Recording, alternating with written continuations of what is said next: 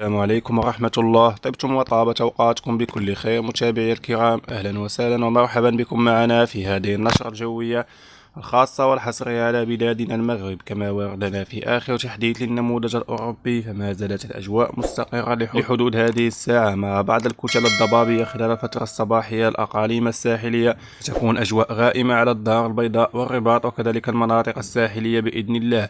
أما بالنسبة للتوقعات خلال الفترة ما بعد الزوال متابعي الكرام، يرتقى بارتفاع طفيف على درجة الحرارة بالأخص على الأقاليم الجنوبية وكذلك مناطق الحوز. أما بالنسبة لباقي الأقاليم أجواء معتدلة. أما بالنسبة لتوقعات يوم غد والأيام القادمة متابعي الكرام، يرتقى بحول الله بعض القطرات الضعيف على أقصى الأقاليم الجنوبية، لكن تبقى ضعيفة وخفيفة وبدون فاعلية. أما بالنسبة لتوقعات يوم الأربعاء والخميس أجواء مضطربة شيئا ما على مرتفعات تبانت وكذلك ميدلت، ربما تعطي بعض التساقطات الضعيفة خلال فترة غد إن شاء الله. أما بالنسبة لباقي المناطق أجواء مستقرة على العموم، وكذلك يوم الخميس أجواء مستقرة على الشمال وكذلك المناطق الوسطى مع بعض الاضطرابات الجوية وبعض السحب النشطة على الأقاليم الجنوبية. على كليبات الفولا والجريفية ستكون بعض التساقطات مرفوقة ببعض الزخات الرعدية إن شاء الله خلال يوم الخميس 23 من شهر مارس.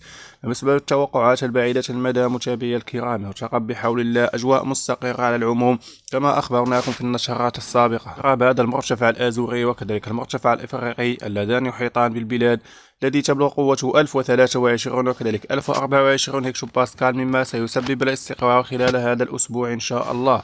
وكذلك سنلقي نظرة على توقعات الأسبوع القادم متابعي الكرام لحدود هذه الساعة في آخر تحديث للنموذج الأوروبي. ليس هنالك أي منخفضات أو أي اضطرابات قوية كما عهدنا في الأسابيع الماضية، ونسأل الله عودة المنخفضات خلال الأيام القادمة.